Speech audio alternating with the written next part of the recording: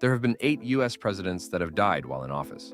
Some of them were assassinated, others got terminally ill. But one died in a pretty unusual way.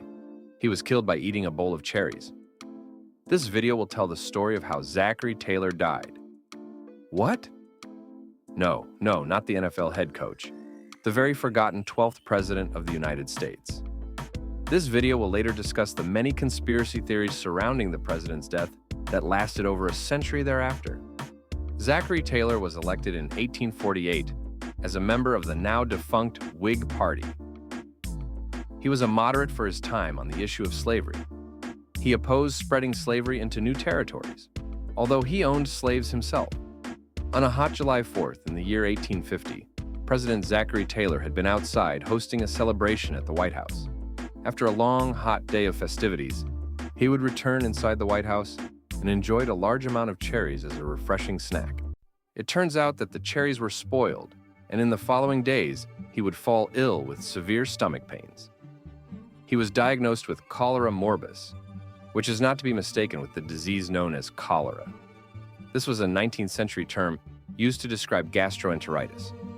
President Taylor would eat ice cubes until his body began rejecting fluids, at which point it became clear that death was inevitable. President Taylor would call over his wife and asked her not to weep. "I have always done my duty. I am ready to die. My only regret is for the friends I leave behind me."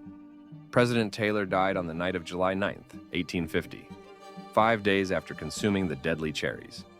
President Taylor's funeral was held on July 13th and attended by more than 100,000 people.